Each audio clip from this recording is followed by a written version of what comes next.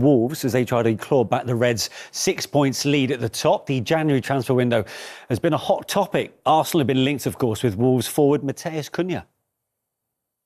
Is my player. I think he's not for sale. This is the information from the club, and he's committed with us, with our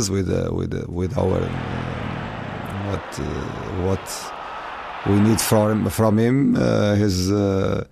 That he plays in his level and his high level, committed with the team. That's all. My opinion is clear. We lost two very, very important players, Bukayo Saka and Gabi Jesus. So we lack goals, we lack people, we lack options in the front line. It's clear. If we can get the right player, that's why we are actively looking at it. Yeah, any player, no. Someone that makes us better and has an impact in the team. It's clearly that for the period that we lost them, ideally, we need some help because we were very short already and we're even shorter. But the team still copes with that. Goals, that's what Arsenal need to keep doing, right? Because otherwise that narrative is going to keep coming back. Where's your number 9? Where's your centre forward? But they got past Dinamo Zagreb in Europe in midweek, and a couple of the goal scorers, Declan Rice, and we saw Odegaard as well. Goals from midfield, that's what he wants as well, is right now. Yeah, absolutely it is, yeah. But ultimately, he just needs to make sure he has enough goals to win a game of football. I think at times we can go down this route and thinking, well, the 9 has to do it, the 9 has to do it. But if they brought in a 9 that scored maybe 20 goals between now and the end of the year, no one else contributed, they'll end up in the same situation. Yeah. And it's interesting to go back a year, and we were having these same conversations, but this was the same time when Arsenal went on a run where they probably didn't drop any points for 2 months. They have the potential to be better. Obviously, Saka being missing is huge. Gabriel Jesus supporting as well. That is huge. But yeah, the goals are key. But I think for me in this game itself, they're going to go and play against the Wolves side who conceded 19 goals from set pieces. I think as far as teams that you don't want to be playing against if you're Wolves, I think Arsenal's probably going to be one of them. So it's not to say that the matchup won't work out. Wolves can't get better at that. But I think for Arteta, he's pragmatic. He knows that he wants to win games of football and give himself the best opportunity to do it. And for the last couple of years, I think he's been very good at that. He's come up a bit short, but I think they've been very good. It feels like the new manager bounce has lost at Wolves now, isn't it?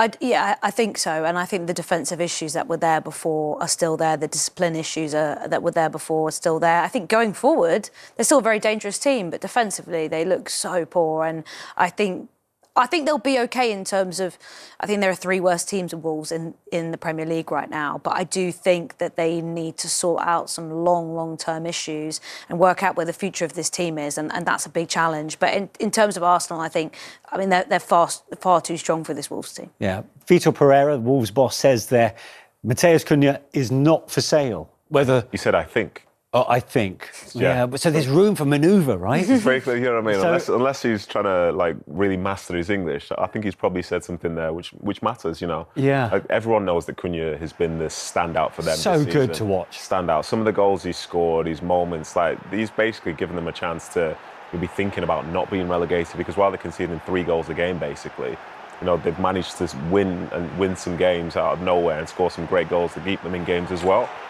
So I think people are going to be interested in trying to bring him across to their side. And everyone essentially has a price. You know, we try and pretend that they don't, but everyone does have a price. And obviously they don't want to get rid of somebody that's potentially going to help them stay up. But the fact is, it's football, it's business. And, you know, while somebody's hot and he can score from corners like that, yeah, why not? Is he a good fit for Arsenal? I think he could be. I think he definitely could be. I think he's sort of skill on the ball, his understanding, his intelligence in terms of moving around the field, and his link-up plays very well suited to that setup. Whether he's going to be playing as a number 9, I'm not sure about that.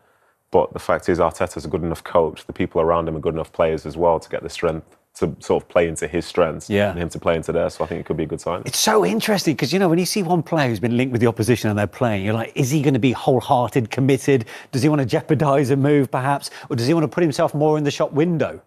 If you're a player, what do you do? Play well.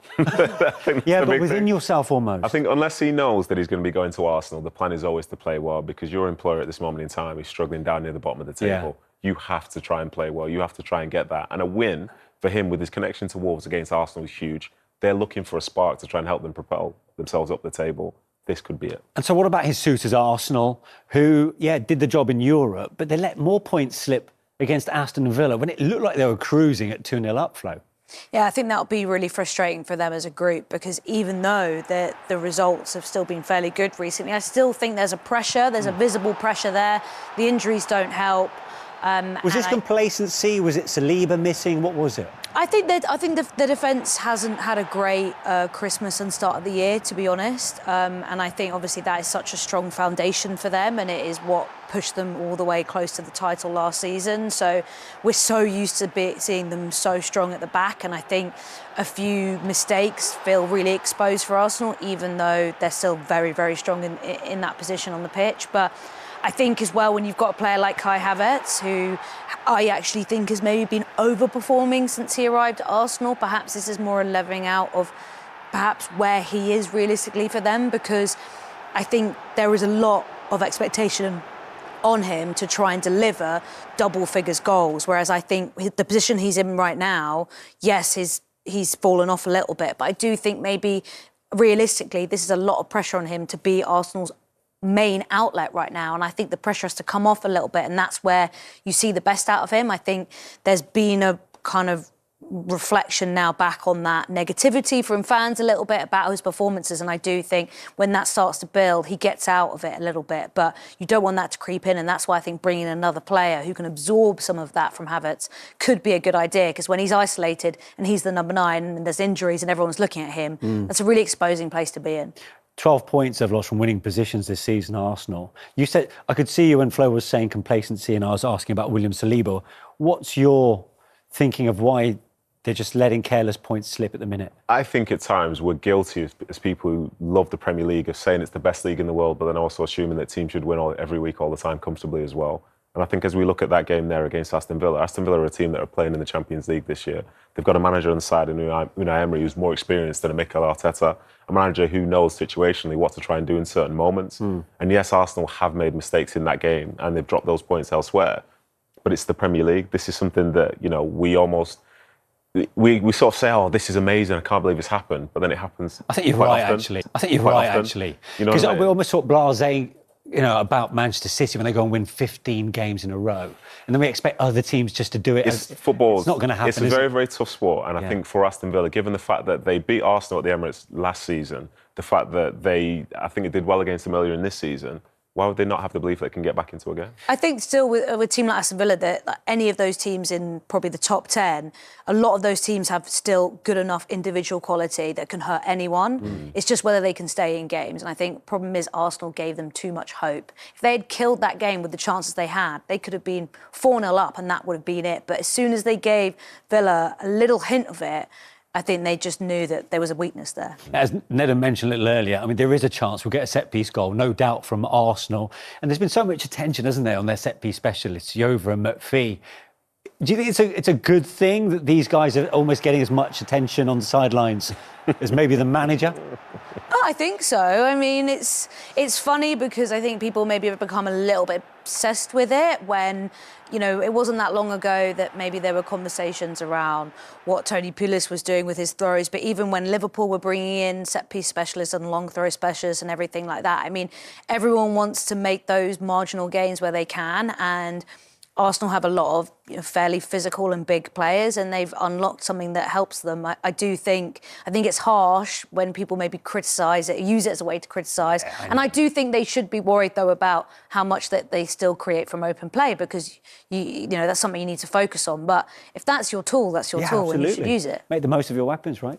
OK, as far as Nottingham Forest are concerned, with their level on points, let's not forget, with Arsenal going into their match at Bournemouth this weekend, Forest boss Nuno Espirito Santo has been impressed by the consistency of his side. Returning from injury, Lewis Skelly, Saliba, Ben White. Can you give us an update on those 3?